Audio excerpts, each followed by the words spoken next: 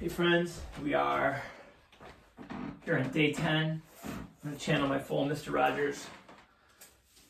Take off one garment, put on another. Thanks for joining me. Day 10 of the quarantine, week 2 of homeschooling for all of my colleagues, both with certification and experience and those without.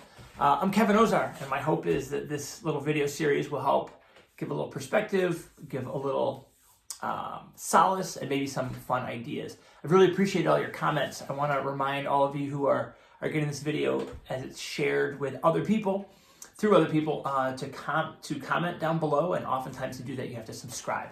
If you subscribe, you'll know when new episodes drop and you won't miss any content. I've loved the feedback, including, hey Kevin, 10 minutes is kind of long. Like that's a lot of time in front of a screen with all the information out there. So could you shorten it a little bit? So my goal today is to have a slightly shorter episode. So it's Monday, and here in Detroit, it snowed.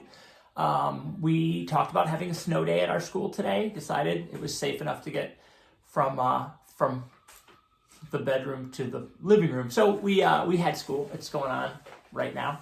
I want to talk a little bit about the concept of being powerful and feeling powerless.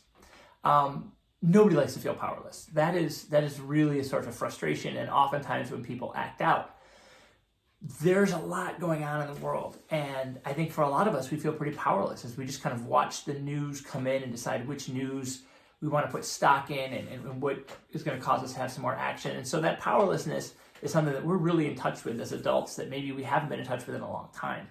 We get information coming for our kids, and we don't even know how to do math the way our students have been taught to do math, and it feels scary.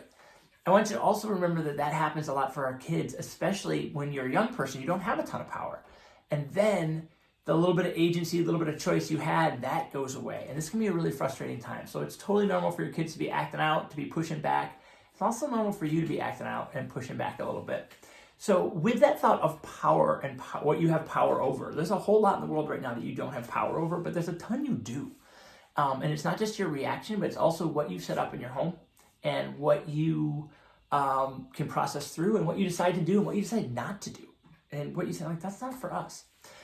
So I would love to remind you to please give your learners some power. One of the great things that a lot of great teachers do is have a classroom meeting. And when they just kind of sit down and talk about how's school going and how's our lesson, how's our unit, did you like that? Well, here we are on our first Monday. It's a great time to meet in your learning space and to get everybody together and say, hey guys, we need to have a meeting, and everybody gets to talk. It's not you talking it's everyone talking with. Build that community, build that circle, and say, what lessons did you like? What lessons did you not like? What worked last week? What should we never do again? Let's never even speak of it. And that brings me to a concept that I want to impart to you, and that is a guest teacher.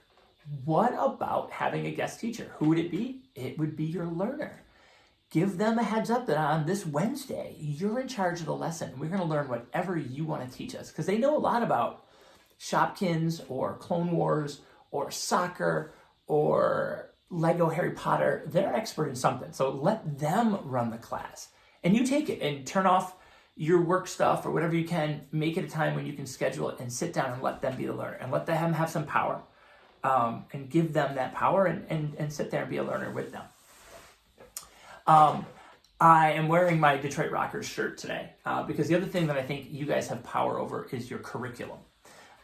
What do you actually really want to teach your kids? My good friend from the old neighborhood messaged me through this and said, now's a great time to teach sewing and auto repair and wood shop and all those things we think kids don't know. Well, yeah, if you know how to do that stuff. But I will never forget my dad in the car teaching my brothers and I about Bob Seger, about these songs and where he came from, and Making Thunderbirds is about the Rouge plant, and his dad was an auto worker, so that meant a lot to him. And I know a lot about Bob Seger because that was a passion of my father's. And so if there's something you're passionate about, take the power of your curriculum and make that class or this week about something you want to actively impart. We have less and less time as parents with our kids than any generation before because of the American work week and the way it's structured and the way phones keep us always on. So today, one of the things you can do is take back some power and know that you have it, and give up some of the stuff you can't control. Give some more power to your learners and have them be your guest teachers. And then take some power over your curriculum.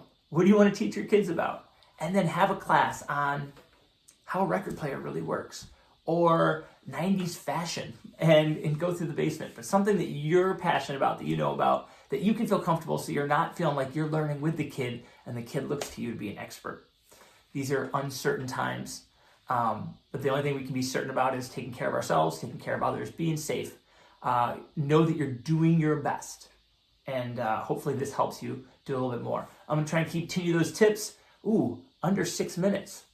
It's not perfect, but it's better, and that's good enough for me in these kinds of times. Thanks so much. Please subscribe. Love your comments. Keep it coming. I'll see you tomorrow for day 11.